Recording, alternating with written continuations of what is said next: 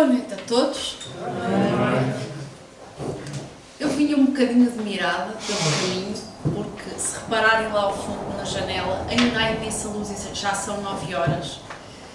E eu fiquei um bocadinho assustada porque ainda ontem era Natal e agora já é mais. Portanto, não sei o que é que aconteceu. Isto está a passar muito depressa. Na Liga das Coisas Estranhas foi a construção desta palestra. Porque quando me perguntaram qual era o tema que eu ia trazer em maio, eu torcia, retorcia, e abria livro um, abria livro outro, não saía. Até que havia uma pilhazinha de livros que eu tinha trazido de casa da minha mãe e eu tinha este livro pequenino, de Ivone Amaral Pereira, e eu olhei para o título e eu, bem, vai ser sobre este livro. À Luz do Consolador. E o que é que este livro tem de particular? Já fizemos aqui um trabalho este ano sobre o trabalho de Ivone, e este livro, eu tenho uma edição muito antiga. A edição mais recente não se parece com isto, esta edição é muito antiga. Este livro é peculiar porque não é um romance mediúnico, se é que podemos chamar assim.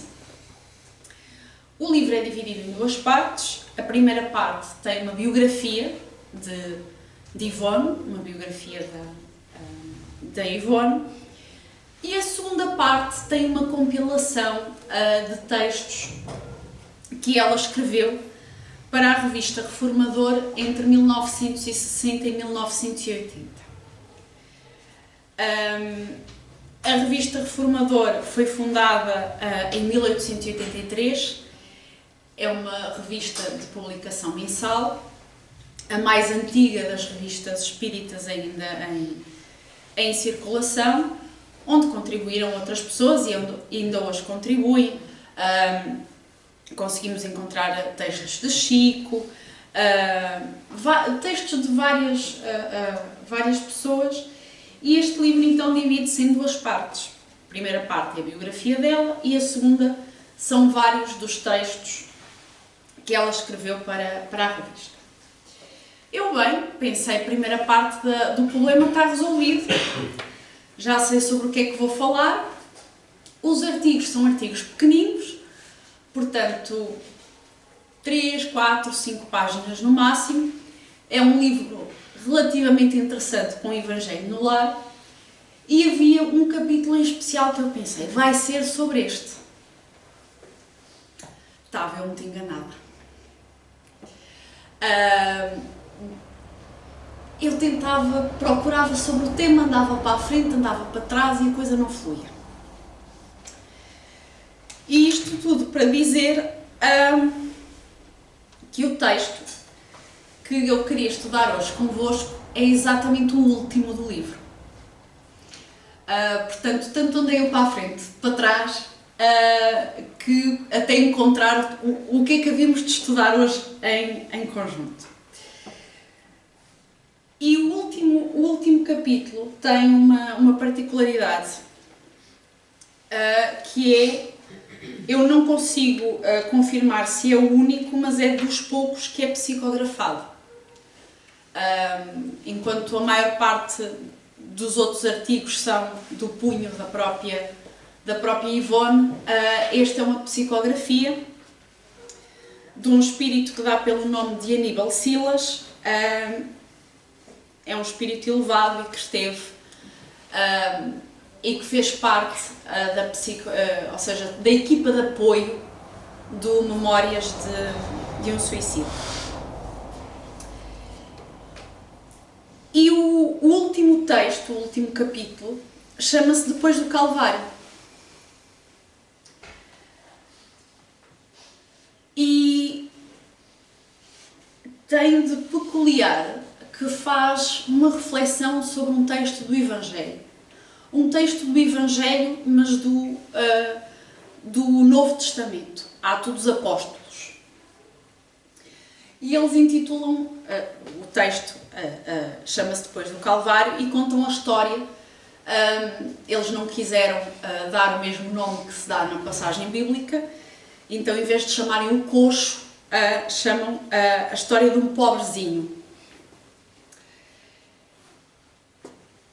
E o que é que a história deste pobrezinho tem de particular? O que é que esta passagem do Evangelho tem de particular? Eu não sei se vocês estão familiarizados com esta passagem do Evangelho. Alguns sim, eu vejo umas cabeças que sim. Então, para quem está familiarizado, peço desculpa, vai ser uma chatice a próxima hora.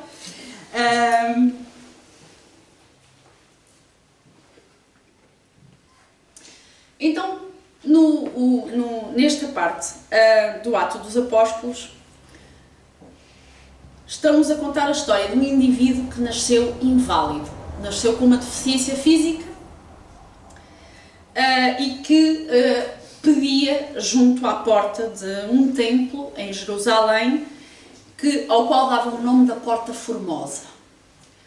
Portanto, tudo que eram os senhores da lei, as pessoas passavam por aquela porta e o indivíduo lá estaria a pedir. O nome dele nunca é mencionado nesta passagem.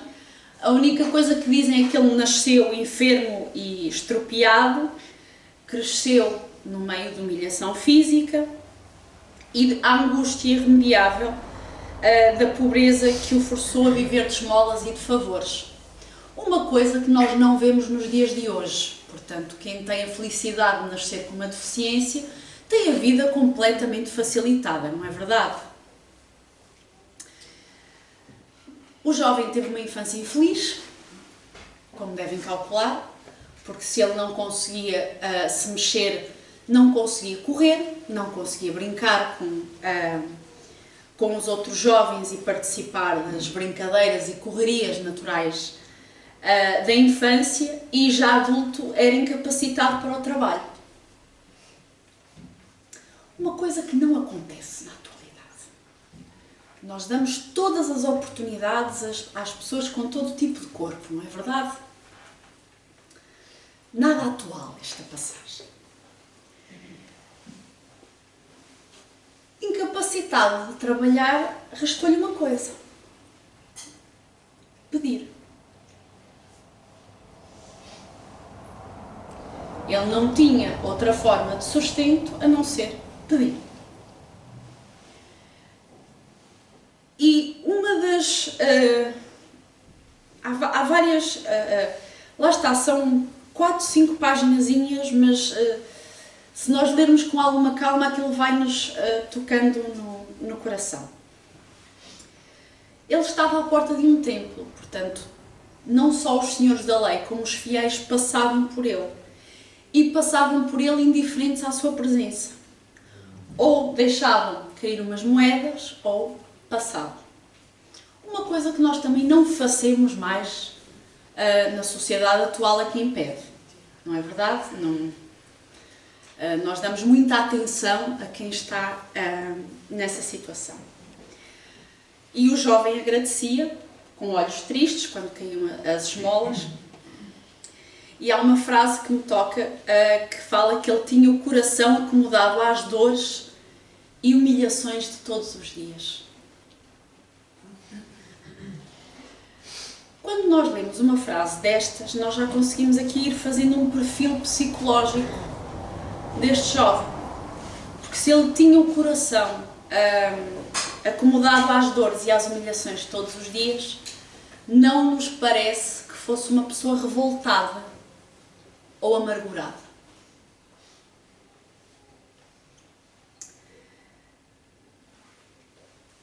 Isto é uma leitura que nós podemos ir fazendo do texto que está escrito. Certa vez o jovem, que vivia em Jerusalém, já nem sei se conta isto ou não, sou uma péssima contadora de histórias, ouviu dizer de um jovem que andava por aquelas bandas, de um nazareno que dava pelo nome de Jesus, que era amoroso e bom, que das suas mãos protetoras e generosas Os cegos recuperavam a visão, os paralíticos caminhavam, os coxos levantavam-se, os leprosos curavam-se, os loucos recuperavam a razão e os mortos ressuscitavam. Então este jovem quis conhecer este Nazareno, na esperança de também ele ser curado. E assim que ele sabia que Jesus estava pelas redondezas, ele arrastava-se penosamente pelas ruas, segurando-se umas muletas. Eu imagino que fossem aquelas muletas ortopédicas, como nós compramos agora na farmácia, que são almofadadas, era o que vendiam há 2000 anos. Então um jovem, com as muletas à altura, exausto e aflito sobre o rigor do sol, tentava sempre enfrentar os caminhos e tentar ir ao encontro de Jesus. Mas a multidão, ávida da presença do Mestre, interceptava e impedia-o de aproximar-se. Às vezes ouvia, através das colinas da brisa dos... Agora estou a ler, peço desculpa. Às vezes ouvia, através das colinas e da brisa dos lagos, as palavras do Mestre que lhe confortavam o coração. Bem-aventurados os que choram, porque serão consolados. Bem-aventurados os que se humilham, porque serão exaltados. Vinde a mim, vós que sofreis, e eu vos aliviarei. Pedi e dar-vos-á. Buscai e achareis. Batei e abrir-se-vos-á. Porque todo o que pede recebe, e o que busca acha, e a quem bate abrir-se-á. Eu, a primeira vez que li esta passagem, chorei de inveja. Estou a falar a sério. Porque nós estudamos o Espiritismo e ouvimos estes textos de trás para a frente, de frente para trás, mas pôr-nos na posição do jovem que ouvia a voz de Jesus a dizer isto pela primeira vez, causa assim um arrepiozinho. Então, esta parte, peço desculpa-me, mas emociona. Eles estão a pensar que a Catarina está maluca, está com inveja de um coxo. Acontece.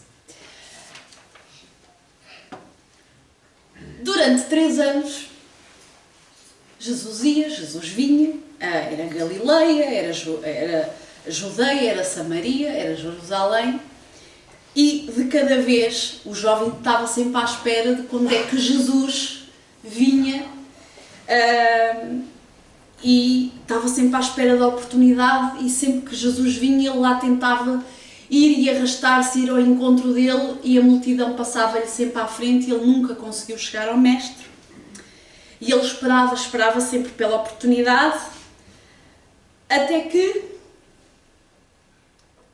Jesus foi preso e crucificado.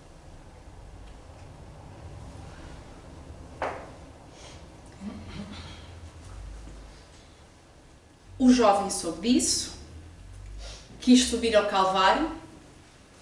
Não nos vamos esquecer que o nome desta história é depois do Calvário. Quis conhecê-lo, nem que fosse no último momento à distância. Ele queria ver quem era este homem que trazia tanta esperança. Mas as pernas não lhe permitiam, os caminhos não eram muito fáceis, não eram alcatroados, nem tinham a calçada portuguesa. Então, ele soube da morte do Mestre e recolheu-se resignado à desolação de sempre na Porta Formosa. Portanto, aquela mesma porta de entrada do templo onde ele costumava pedir, certo de que não era outro o destino que o trouxe ao mundo. Esperança de ser sádio e ágil esvaneceu-se e o tempo foi passando e ele voltou à velha tristeza de estar na Porta Formosa a pedir. Até que numa certa tarde, passado algum tempo, há 2 homens que se dirigem àquela porta e chamam a atenção do coxo. Portanto, é-nos explicar uma história, que ele está sempre naquela posição para baixo, e há dois homens que se aproximam e chamam-lhe a atenção e ele olha. E estes homens são João e Pedro. João, filho de Zebedeu, e Pedro, o apóstolo, e passam por aquela porta. O rapaz não os conhecia de lado nenhum. Lembremos que ele nunca viu Jesus. Não havia internet, Instagram, Facebook para verificar o perfil. O Wi-Fi da zona também era muito mau. Não havia WhatsApp para mandar a localização das pessoas. Então o rapaz desconhecia totalmente quem eram estes dois indivíduos e fez o que costumava fazer, mas sentindo uma vibração diferente. Esticou a mão e pediu a esmola. Só que Pedro e João também não foram indiferentes ao jovem. E eles sentiram ali alguma coisa e Pedro pediu ao rapaz que olhasse para eles. E o rapaz timidamente levantou-se, olhou para os dois e Pedro, com convicção, disse: em nome de Jesus, levanta-te e anda.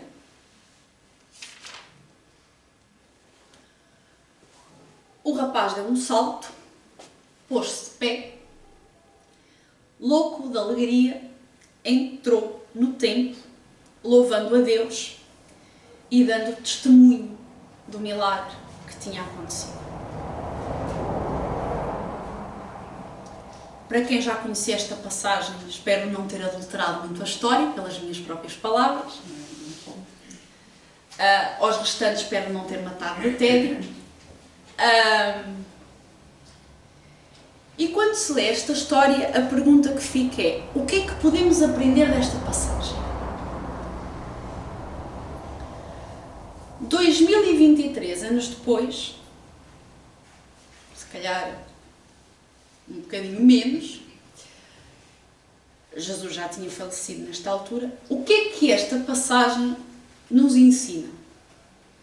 Portanto, vamos fazer agora o exercício de estamos no Evangelho do Lar, sai-nos esta mensagem e o que é que nós levamos para a semana?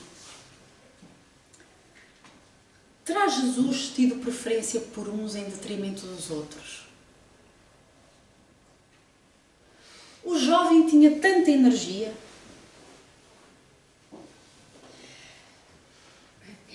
E se essa pergunta nos vem à cabeça, porque é que Jesus não curou o jovem, será que Jesus não tinha capacidade para o sentir? Alguém que pedia com tanta honestidade e que punha tanto sacrifício. E para isso nós temos que fazer uma viagenzinha ao Evangelho segundo o Espiritismo, capítulo 5, motivos de resignação. Deveis sentir-vos felizes por sofrer. É aquele momento que a gente tem vontade de fechar o livro e pensa: estão a gozar com a nossa cara. Então é melhor a gente voltar a abrir o livro e ler de novo. Deveis sentir-vos felizes por sofrer, porque as vossas dores aqui na terra são as dívidas dos vossos erros do passado. E essas dores sofridas pacientemente na terra retiram-vos séculos de sofrimento na vida futura.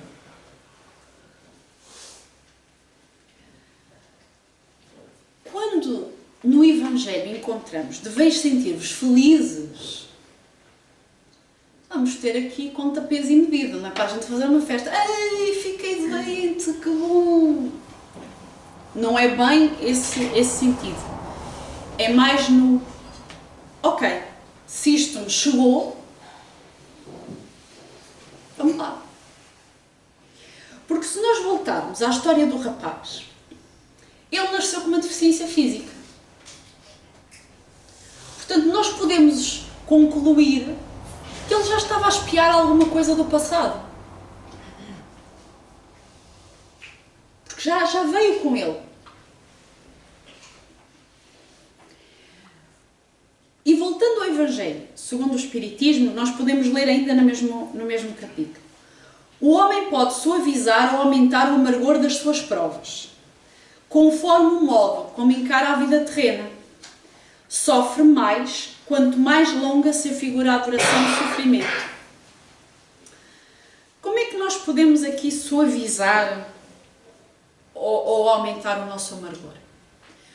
Se nós lermos a passagem, nós encontramos a palavra resignado, tem que voltar atrás às cábulas, com o coração acomodado.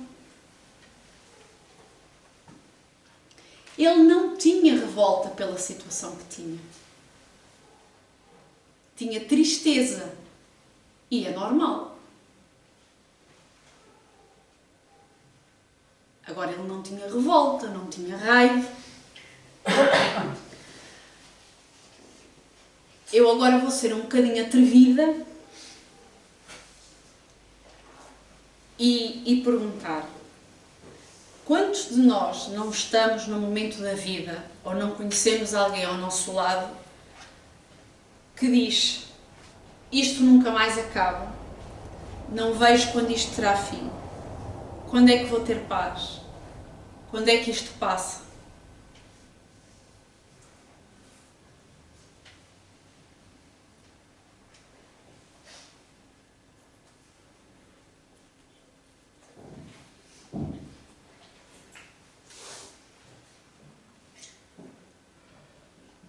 Então este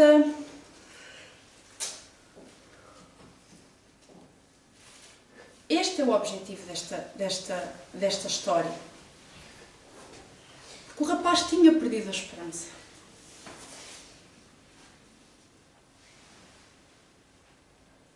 Aparece a figura de Jesus, ele curava toda a gente.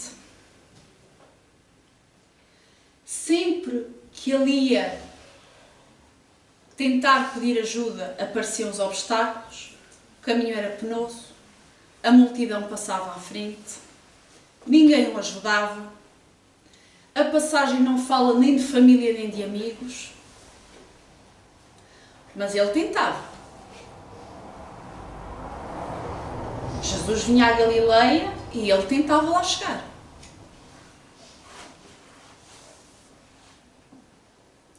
Ele tentava lá chegar. Ele faz todo o esforço ao alcance dele. Que quando nós lemos a história toda parece um esforço ridículo. Será que não havia duas boas pessoas que fizessem uma cadeirinha e o levassem? Quantos de nós já não se sentiram ou sentem-se nesse vazio?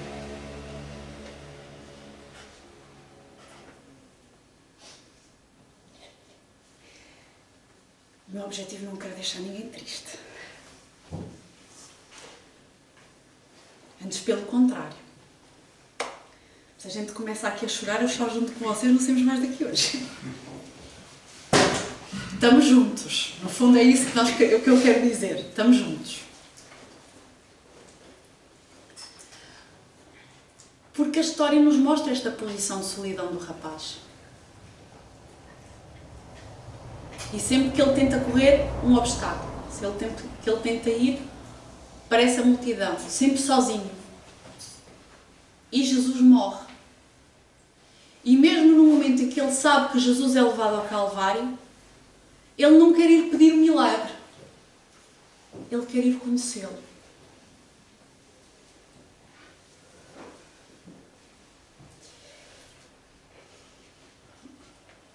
Ele deixa-se conquistar de tal forma por Jesus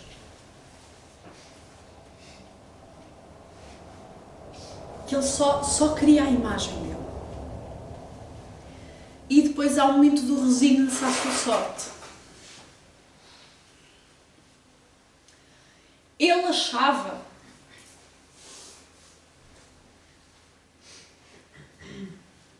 que ali era a salvação dele. Jesus estava consciente que o rapaz existia, tanto que estava, que Pedro e João, ao passarem pelo rapaz, têm assim uma comoção.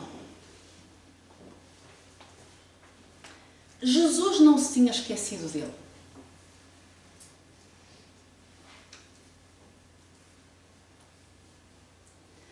Nunca se esqueceu dele. Só que Jesus precisava de um momento oportuno. E ele foi instrumento. Não só um instrumento à paciência, porque o rapaz resignou-se, mas não se revoltou. Pelo menos na história não há relatos que o rapaz estivesse à porta a murmurar: olha, agora Jesus morreu, agora ninguém me salva, isto é, olhem para a minha vida. Ele não estava a barafustar. Isto tudo não quer dizer que ele não sentisse tristeza, que ele não se sentisse humilhado. Portanto, o próprio rapaz teve aqui a prova, mais uma prova, para não se revoltar. E depois Jesus usou como instrumento. Como assim Jesus usou como instrumento? De duas formas. Primeiro, a oportunidade de Pedro fazer o primeiro milagre.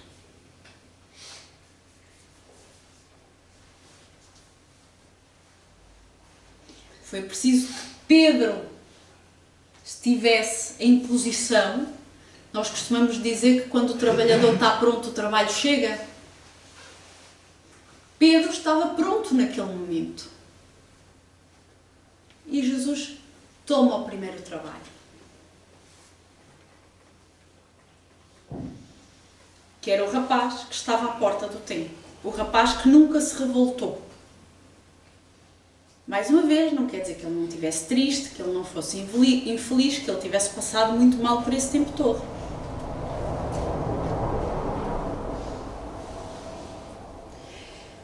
E outra parte dele ser instrumento é a reação do rapaz.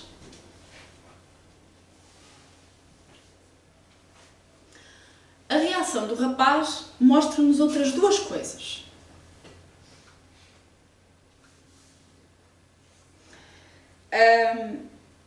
No texto diz-nos que Pedro pede-lhe que ele olhe para ele e para João. Portanto, que ele tire os olhos do chão e se levanta a cabeça. O primeiro levantar. Portanto, Pedro e João não vêm ali um pedinte, não vem ali mais um, vem um ser humano. E o jovem sentir-se reconhecido como ser humano. Pedro ser envolvido pela energia celeste cura o rapaz. E o rapaz corre pelo templo a dar graças a Deus. Não foi graças a Pedro e a João. Outra lição. Nós somos instrumento. Nós tanto nos podemos reconhecer instrumentos como o jovem coxo, como aquele que está a pagar a sua dívidazinha e a ver-se a primeira lição, como nas nossas boas ações pequeninas, ainda não temos o poder de curar os paralíticos, de sermos instrumentos da paz. Volta à oração de Francisco. Pedro foi um instrumento da vontade de Jesus, mas ele tinha que estar preparado para receber aquilo tudo, deixar ir. E o rapaz agradeceu. Não foi um bora, finalmente, agora vou jogar a bola. Galileia contra Samaria. Devia ser um grande campeonato.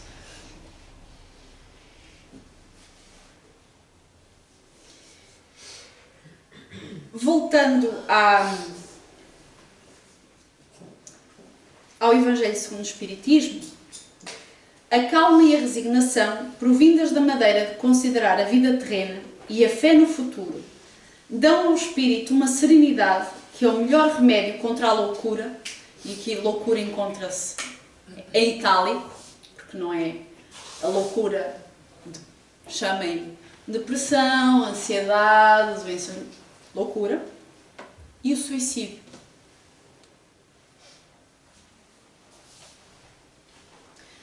O suicídio não quer dizer literalmente o suicídio de tirar a vida. É o suicídio na comida, é o suicídio no tabaco, é o suicídio no álcool e vamos pondo os nomes. Em todas as nossas muletas para aturar as amarguras. A calma e a resignação.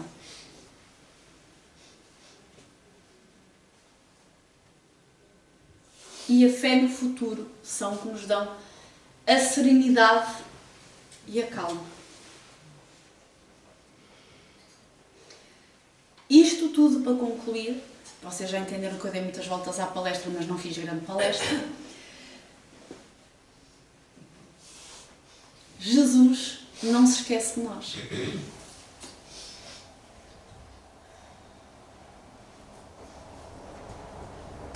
De nenhum de nós.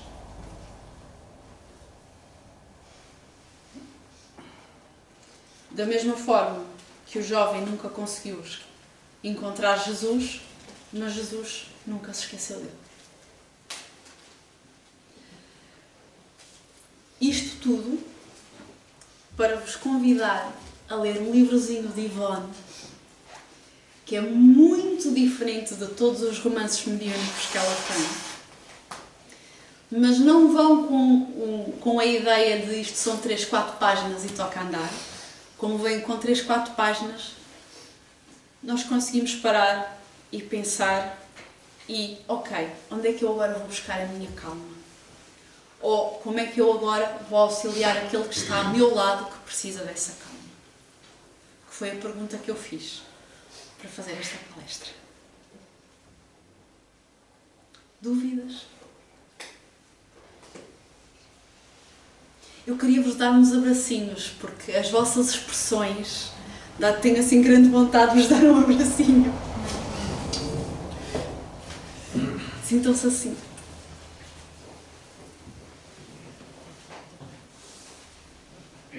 Dúvidas, questões, correções? Então, não havendo dúvidas, vamos à segunda parte do trabalho.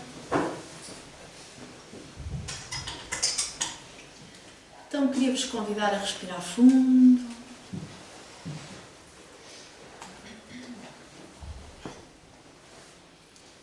Quem se sentir confortável, fechar os olhos. Vamos imaginar-nos no nosso local preferido. Pode ser o nosso quarto, algum sítio na nossa casa. Não tenham medo de ir para a casa de banho, é o meu sítio preferido na casa.